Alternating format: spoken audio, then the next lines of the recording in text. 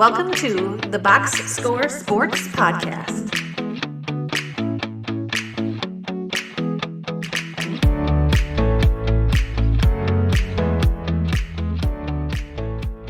Correct. I totally agree. Okay, let's go to our ugly. What was your ugly, Clint, for week 9? It's hard not to pick the Saints. Okay, okay. Um, I mean, I thought of the Cowboys too, but when you lose to the Panthers, I'm gonna go with the Saints. It just you go from 2-0, and I know they've had some injuries, but um, you throw a hospital ball to Chris Olave, almost killed Chris Olave in the field, and then Michael Thomas roasts you on Twitter while that's happening. But to lose that game regardless of injuries is just I don't know what we're doing. And, they made some trades to kind of respond to it. But I think a season that started out with so much hope at 2-0 and they looked amazing in those two games to 7 weeks later. Now you're like, what pick are they going to get? Well, yeah, and they fired Dennis Allen too, right? So it's like, yeah, they should have done that this offseason. Everybody knew that. Everybody knew they should have got rid of him this offseason. Just like everybody knew Mike McCarthy should have been fired. Like, I don't understand what these owners and GMs are doing when like the entire fan base of the NFL can see something and they just can't. Just blows my mind. So I'm with you on that. The Saints deserve an ugly. I got two. I normally pick one, but I got two. Not going for 2 points.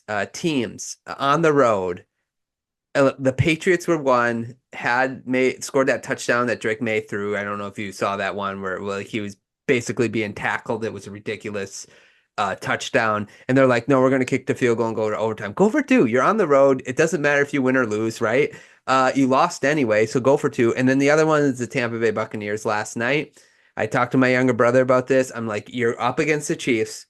You got 23-24. You score that touchdown. Go for two. You're on the road. They're the better team. Your team is totally injury ridden. The factor in that game is ridiculous. Just for two. Baker can run the ball if necessary.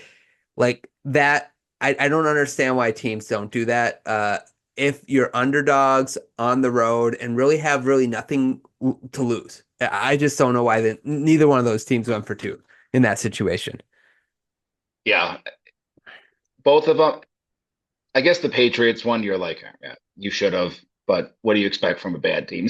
Yeah, I mean that's fair. That's fair. Yeah.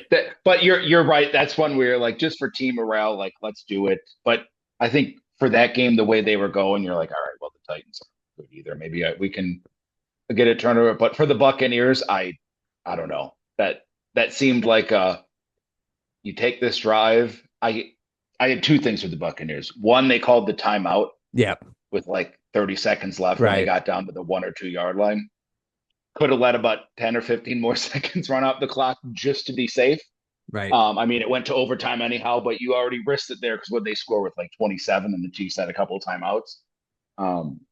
But that should be if we score, we're going for two.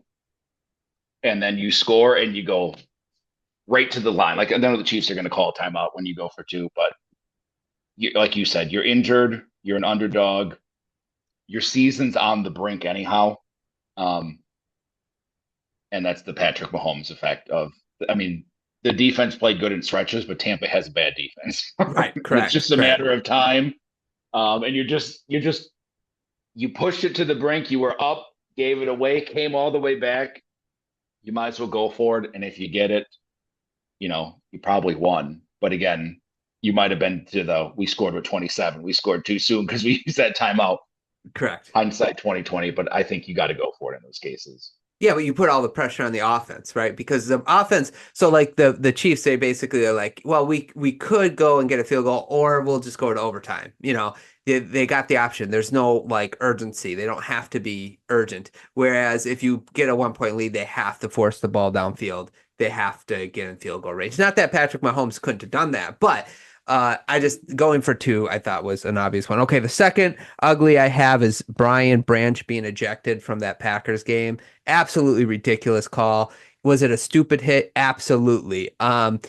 Did I call him an idiot after he did it? Yes. Should he have been flagged? Of course. But like the hit on Chris Olave did not get that guy ejected. Jordan Poyer had a hit. I was watching the Dolphins game, obviously, that was very similar to Brian Branch's hit, did not get ejected.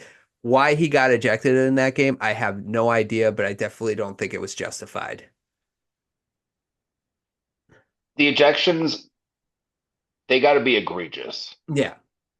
For me, especially in a big game. Like some of those, like the Carolina game, if you eject the guy, you're like, all right, well, like no one's ever literally watching this game. Like how many people are actually watching that game? Right. But yeah, I was like, I missed that play. And then I saw, like I was on Twitter and I saw he was ejected and I'm like, wow. So I went back and watched it and I was like, that's that, back or home field advantage. But I think you just flag him and you warn him. And obviously if he does another one in the game, or even if it's close and another one, 2 and you're out anyhow. But I don't know. You can't do that in a big game unless it's just blatant, where he just puts the helmet right in there while looking at the guy like I'm going out of my way. But those bang bang plays where he did lead, but as guys are falling, it's kind of hard to. Well, so that's the thing. So he's running full speed. People my annoyance with any call in the NFL is like when you slow it down to 0.1 speed, and everyone's like, oh, he could have moved. It's like, dude, you got to play it in real time. Okay. He's running full speed. The guy starts to fall down. He didn't predict that the guy was going to start falling down. And then he did what every other human would do. And he like braced himself, and he contacted his head against his head, and he should have been flagged for it, obviously. And I think it still was dumb. I wouldn't have done what he did, but at the same time, you got to understand the momentum. He couldn't stop. Like he had, so it was a dumb play. Every Packer fan that I talked to when that happened, because I mentioned to a bunch of Packer fans how ridiculous it was, they all agreed with me. So it doesn't. I didn't get one that tried like staunchly defend it. So I feel justified, although some Packer fans might feel otherwise. But like if it was in reverse, like if Xavier McKinney would have done that, I would have not wanted him to be ejected for that, because that would have been stupid. So anyway.